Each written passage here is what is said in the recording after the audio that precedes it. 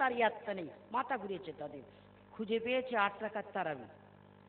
আরে ভাই, যদি 8 রাকাত তারাবি বুখারী শরীফে থাকবে, তাহলে 1400 বছর ধরে মানুষেরা 20 রাকাত তারাবি পড়তে গেল কেন?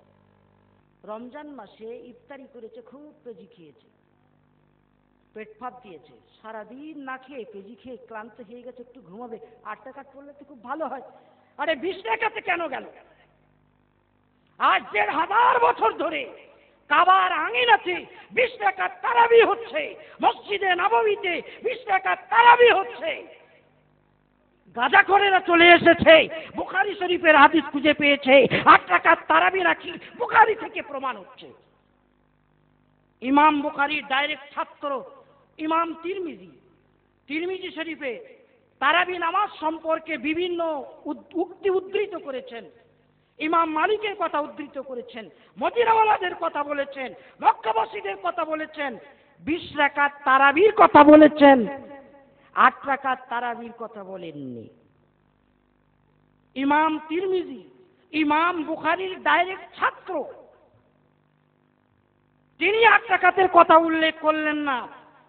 এরা বুখারী শরীফ থেকে 8 রাকাত খুঁজে পেয়েছে। হযরত আয়েশা সিদ্দিকা রাদিয়াল্লাহু তাআলা আনহাকে জিজ্ঞাসা করা হলো বুখারী শরীফের যে হাদিসে, ওরা বিভ্রান্ত হচ্ছে, আম্মা জান, আল্লাহর হাবিব সাল্লাল্লাহু আলাইহি সাল্লামের রমজানের নামাজ কেমন ছিল?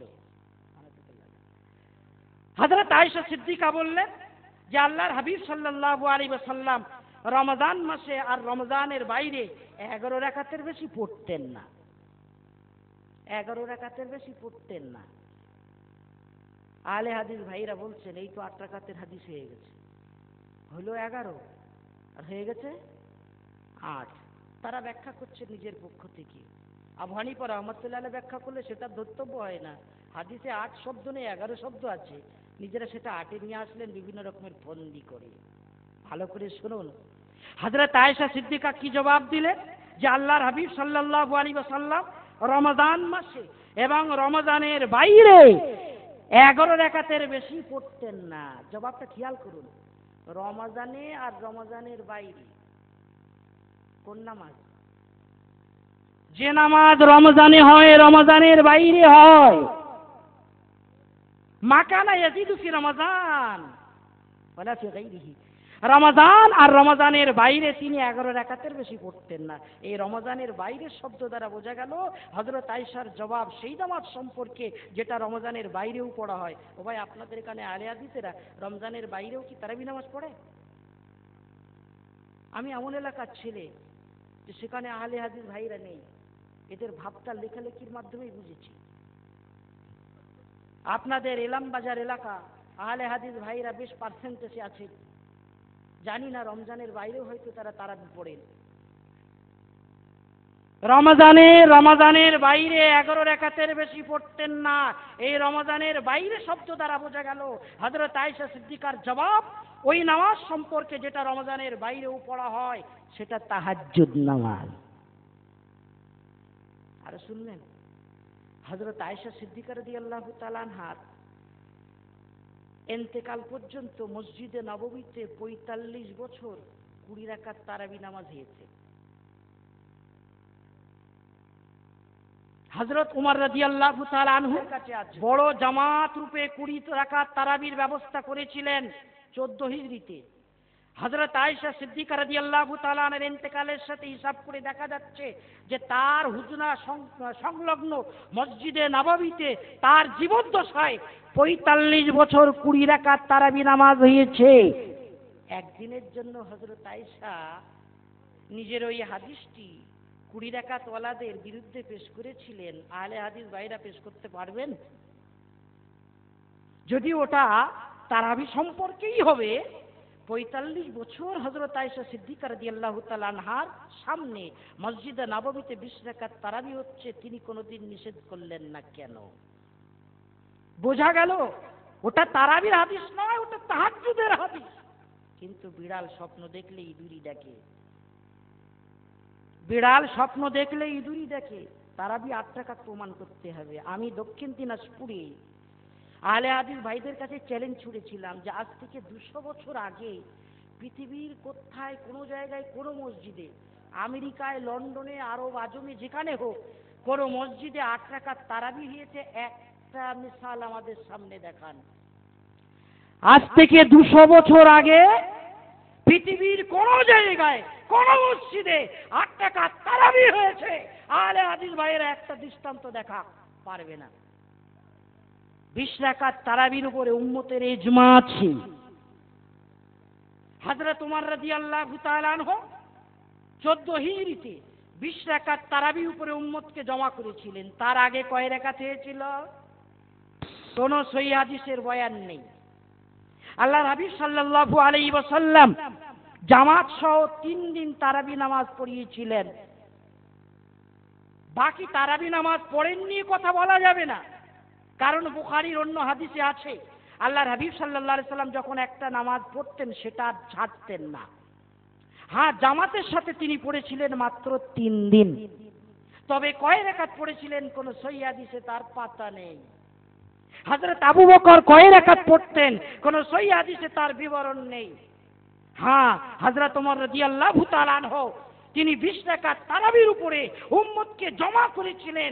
তারপর থেকে অদ্যাবধি 1400 বছর মসজিদে নববীতে 20 রাকাত তারাবি নামাজ হচ্ছে, এটা অস্বীকার করার উপায় নেই। আহলে হাদিস ভাইরা এর আবার এক নতুন মতবাদ সামনে এনেছে, বলছে যে 20 রাকাত তারাবি হযরত ওমর থেকে সাবিত নেই। এ আবার এক ঝগড়া। তা আমরা ওদের জিজ্ঞাসা করতে চাই, হযরত ওমর রাদিয়াল্লাহু তাআলা আনহু থেকে 20 রাকাত যদি সাবিত না থাকে, তাহলে কোত্থেকে এসেছে? মসজিদে নববীতে আজ যে 20 রাকাত তারাবি হচ্ছে, কাবার আঙিনাতে 20 রাকাত তারাবি হচ্ছে, কোত্থেকে হলো? শেখ আতিয়া মোহাম্মদ সালিম আমাদের বিশিষ্ট মেহমান বই লিখেছেন, উত্তর 24 সেগুলো মানা, যিনি এক সক্রিয় সদস্য। শেখ উসাইমিন তারাবি নামাজ সম্পর্কে মসজিদে নববীর ইতিহাস নিয়ে একটা কিতাব লিখেছেন, ইন্টারনেটে তা পাবেন। আমার এই কিতাবে সেই কিতাবের নাম তারাবি নামাজ সম্পর্কে যা লিখেছেন পুরো নামটা আরবিতে দেওয়া আছে, এবং এই যে শেখ দুজনের নাম করলাম তাদের জীবনীতে দেওয়া আছে, ইন্টারনেটে দেখে নেবেন। তারা দ্ব্যর্থহীন ভাষায় প্রমাণ করেছেন যে আজ 1400 বছর ধরে কাবার আঙিনাতে আর মসজিদে নববীতে 20 রাকাত তারাবি হচ্ছে, অস্বীকার করার উপায় নেই। তারা বুখারী শরীফের হাদিস খুঁজে পেল না, আর এরা 1500 বছর পরে এসে 8 রাকাত তারাবির হাদিস খুঁজে পেয়েছে। বলছে, আরে আল্লাহর হাবিবের হাদিসে যখন 8 রাকাত তারাবি আছে, মেনে নিলাম হযরত ওমর রাদিয়াল্লাহু তাআলা 20 রাকাত পড়েছেন, তো আল্লাহর নবীরটা মানবে না হযরত ওমরেরটা মানবে? আমরা বলছি সব মানব। আল্লাহর হাবিবেরটাও মানতে হবে যদি বলা হয় 8 রাকাত তিনি পড়েছেন। আর হযরত ওমর রাদিয়াল্লাহু তাআলা আনহু 20 রাকাতের উপরে ইজমা কায়েম করেছেন, ওটাও মানতে হবে। কারণ সহিহ হাদিসে খোলাফায়ে রাশিদিনের সুন্নতকে ধারণ করার, মাড়ির দাঁত দিয়ে মজবুত করে আঁকড়ে ধরার আদেশ করেছেন আল্লাহর হাবিব সাল্লাল্লাহু আলাইহি সাল্লাম। আলাইকুম বিসুন্নতি ওয়া সুন্নাতিল খুলাফায়ে রাশিদিন আল মাহদিয়িন। আল্লাহর হাবিব বলছেন মজবুত করে আঁকড়ে ধরো, মাড়ির দাঁত দিয়ে আঁকড়ে ধরো আমার সুন্নত, আমার খুলাফায়ে রাশিদিনের সুন্নত। হযরত আবু বকর, হযরত ওমর, হযরত আলী, হযরত উসমান রাদিয়াল্লাহু তাআলা আনহুম তাদের তরিকাকে আমরা বলি সুন্নত, আর আহলে হাদিস ভাইরা বলছেন ওগুলো বিদআত। সহিহ হাদিস মানে মনে আমি আমাদের দিনাজপুরের বাহাসে বলেছিলাম, আল্লাহ রাবী সাল্লাল্লাহু আলাইহি সাল্লাম এই যে কথাটা বলেছেন, আলাইকুম বিসুন্নতি ওয়া সুন্নাতিল খুলাফায়ে রাশিদিন আল মাহদিয়িন, আমার সুন্নতকে মানবে, আমার খলিফাদের সুন্নতকে মানবে। খলিফাদের তরিকাকে সুন্নত বলে তিনি অভিহিত করেছেন। হাদিসের কোন কোন কিতাবে লেখা আছে? আমার এই হানাফি কেল্লার প্রথম খণ্ডে 2য় সংস্করণে 213 নম্বর পৃষ্ঠায় কিতাবের নামগুলো লেখা আছে। আবু দাউদ শরীফ 2য় খণ্ড 635 নম্বর পৃষ্ঠা, তিরমিজি শরীফ 2য় খণ্ড 96 নম্বর পৃষ্ঠা, ইবনে মাজাহ শরীফ 5ম পৃষ্ঠা, শরহুস সুন্নাহ 102 নম্বর হাদিস, মুজামে কবির 18 খণ্ড 245 নম্বর পৃষ্ঠা 617 নম্বর হাদিস, সুনানে বাইহাকি 6 খণ্ড 541 নম্বর হাদিস, ইমাম বাইহাকির মারিফাতুস সুনানি ওয়াল আসার কিতাবে প্রথম খণ্ডে 185 নম্বর পৃষ্ঠা 327 নম্বর হাদিস, সুনানে দারমি প্রথম খণ্ড 34 পৃষ্ঠা 95 নম্বর হাদিস, মুস্তাদরাকে হাকিম শরীফ প্রথম খণ্ড 175 পৃষ্ঠা 329 নম্বর হাদিস, মুসনাদে আহমদ শরীফ চতুর্থ খণ্ড 156 পৃষ্ঠা 17150 নম্বর হাদিস, মিশকাত শরীফের 30 পৃষ্ঠায় এসব হাদিসের কিতাবে লেখা আছে আল্লাহর হাবিব বলেছেন যে তোমরা আমার সুন্নত খুলাফায়ে রাশিদদের সুন্নতকে আঁকড়ে ধরবে। এই যে হাদিস সহি না সহি না? আহলে হাদিস ভাইয়েরা বলছেন, নাসিরউদ্দিন আলবানী সাহেব এই শতাব্দীর একমাত্র রিজালবিন, তার গবেষণা ভুল হতে পারে না, লিখেছেন আইনুল বারী সাহেব লিখেছেন। সেই আলবানী সাহেব ইরওয়াউল গলিল কিতাবে 2455 নম্বরে লিখছেন এই হাদিসটা সহি।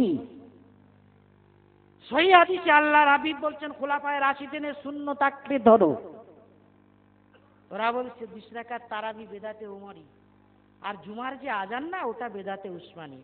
আমরা বলছি যে কোরআনটা খুলে চুমাচাটা খেয়ে রেখে দিলে জুজদানে ও কোরআনটা, তাহলে হযরত উসমান রাদিয়াল্লাহু তাআলা আনহুর জমা করা কোরআন, তো ওটাও তাহলে বেদাতের কোরআন, ওটা পড়েন কেন? ও ভাই, যে কোরআন আমরা পড়ি আল্লাহর হাবিব সাল্লাল্লাহু আলাইহি সাল্লামের জামানায় কিন্তু কোরআন এভাবে ছিল না।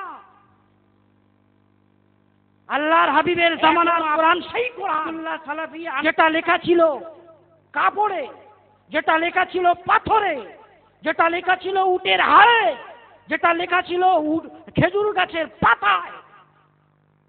হযরত আবু বকর রাদিয়াল্লাহু তাআলা আনহু নিজের জামানায় 7 কেরাত সহ একসঙ্গে জমা করেছিলেন। তোমার পেজের বুখারী শরীফ 2য় খণ্ডের তাফসীর অধ্যায়ের পরেই লেখা আছে হযরত উসমান রাদিয়াল্লাহু তাআলা আনহুর জামানায় আজারবাইজানে যুদ্ধ যখন হচ্ছিল, এই বিভিন্ন রকমের কেরাত থাকার কারণে ফিতনা দেখা যাচ্ছিল। হযরত উসমান রাদিয়াল্লাহু তাআলা আনহু তখন সব কেরাত বাদ দিয়ে এক কেরাতে কোরআন জমা করেছিলেন। হযরত উসমান রাদিয়াল্লাহু তাআলা আনহু যেভাবে জমা করেছিলেন তার খেলাফ হযরত আয়েশার কাছে ছিল, হযরত ইবনে মাসউদের কাছে ছিল, হযরত আলী কাররামাল্লাহু ওয়াজহুর কাছে ছিল।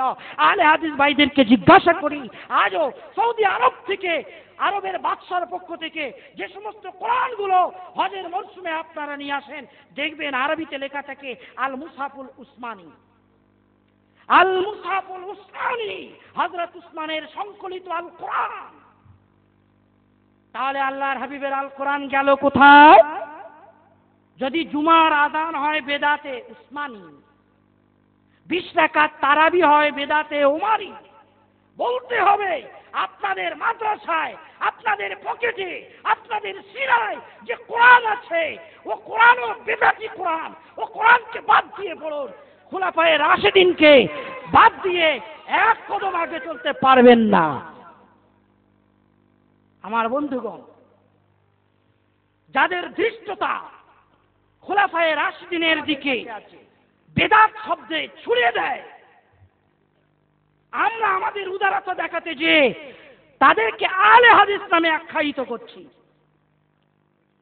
যারা হযরত ওমরকে বেদাতি বলছে, যারা হযরত উসমানকে বেদাতি বলছে, খুলাফায়ে রাশিদিনের সুন্নতকে বেদাত বলে অভিহিত করে, এই নালায়েকদেরকে আমরা আহলে হাদিস বলে মেনে নিয়ে নিজেরাই তাদের পদাঙ্ক অনুসরণ করার চেষ্টা করছি। এরা ফিতনাবাজ। আমরা বলি খুলাফায়ে রাশিদিনের আমলগুলো সুন্নত, যেমন আল্লাহর হাবিব সাল্লাল্লাহু আলাইহি ওয়াসাল্লামের আমল সুন্নত। তবে আল্লাহর হাবিব সাল্লাল্লাহু আলাইহি ওয়াসাল্লামের সুন্নত প্রথম পর্যায়ে, তাদের সুন্নত দ্বিতীয় পর্যায়ে। আল্লাহর হাবিব সহিহ হাদিসে পরিষ্কার বলে গেলেন, আলাইকুম বিসুন্নতি ও সুন্নতিল খুলাফায়ে রাশিদিন আল মাহদিয়িন। সুন্নত শব্দ 2 জায়গায় ব্যবহার করে বললেন, আমার সুন্নত আর আমার খুলাফায়ে রাশিদিনের সুন্নত আঁকড়ে ধরবে। আমি আহলে হাদিস ভাইদের কাছে আবেদন করব, আমার এই হানাফি কেল্লা বই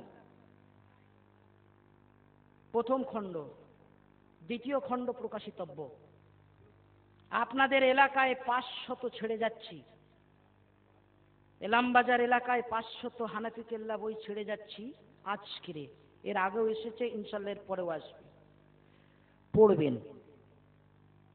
222টি কিতাবের উদ্ধৃতিতে লেখা আছে আলহামদুলিল্লাহ। রিজালের আলোচনা করা হয়েছে। আমার পরে আসবেন আল্লামা আজিজুল হক কাশ্মীর সাহেব, হযরত মন্তব্য করেছেন এটা কালজয়ী বই, আল্লাহ যদি কবুল করেন তো। আহলে হাদিস ভাইদেরকে বলছি পড়বেন। অভিযোগ যদি কিছু থাকে, ক্ষমতা যদি থাকে, জবাব দেওয়ার চেষ্টা করবেন।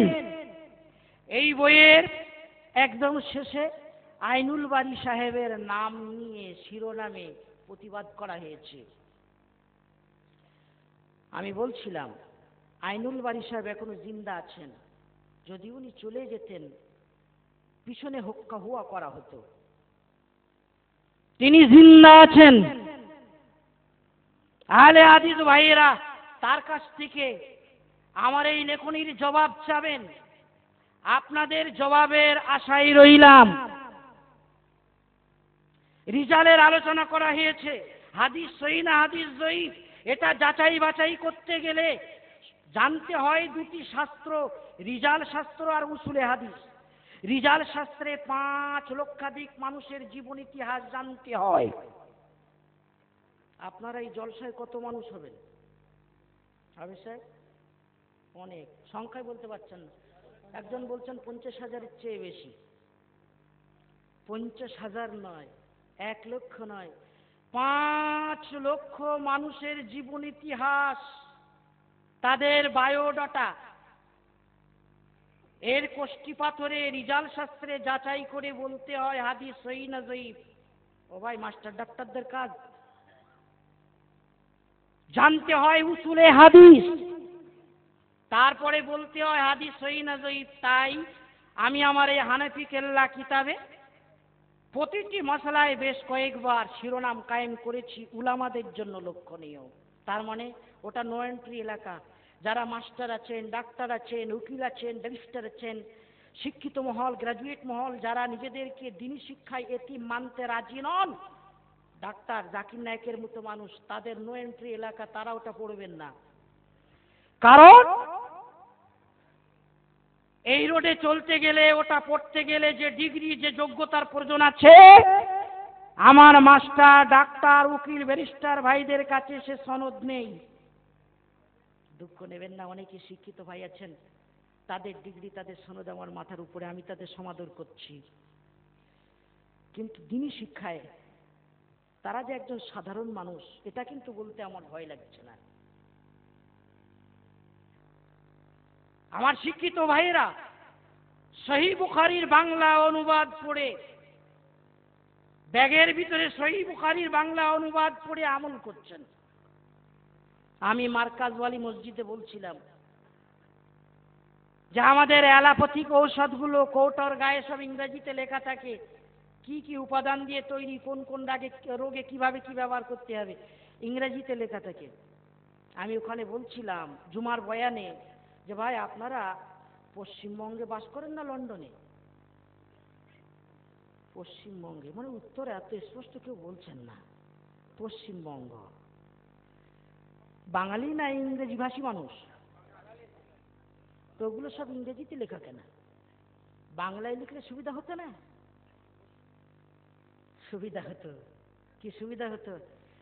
পিজি হাসপাতাল বন্ধ, সব এমবিবিএস ডাক্তারগুলোর চেম্বার বন্ধ, ফার্মেসি গিয়ে সব হাজির হবে আর বাংলায় পড়ে পড়ে ওষুধ নেবে। ক্যান্সার হয়েছে, এর ফেফড়া খারাপ হয়েছে, ওর কিডনি খারাপ হয়েছে, ওর টিবি হয়েছে, সব ওখান থেকে বাংলায় পড়ে পড়ে নেবে ডাক্তার সাহেবেরা, আর খাবে, আর যে শোবে হয় কবরস্থানে নাই শ্মশান ঘাটে, নাকি?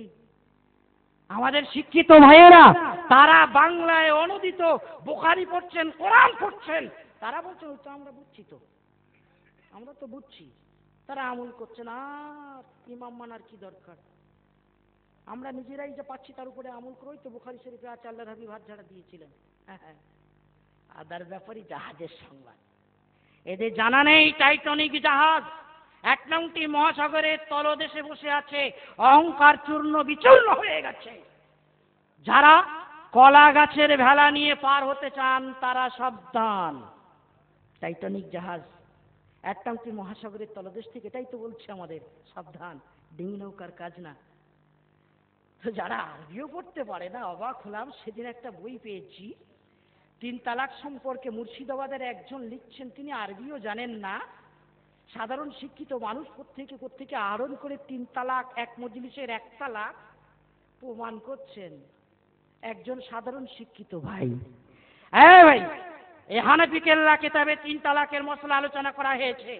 আইনুল বারী সাহেব তালাক প্রাপ্তার খোরপোশ কিতাবের ভিতরে এই 3 তালাকের এক মজলিসের 3 তালাককে এক প্রমাণ করার জন্য যে জাল হাদিসের আশ্রয় নিয়েছেন, আইনুল বারী সাহেবের নাম করে লেখা আছে, রিজালের আলোচনা করে লেখা আছে, আইনুল বারী সাহেব জিন্দা আছেন, পাশে আলে হাদিস ভাইদের মাদ্রাসা আছে, সংবাদ পৌঁছে দেন, আমার হানাফি কেল্লার কাছে রাখুন, তাদের কাছ থেকে জবাব দেওয়ার চেষ্টা করুন, কিয়ামতের সকাল পর্যন্ত পারবেন না।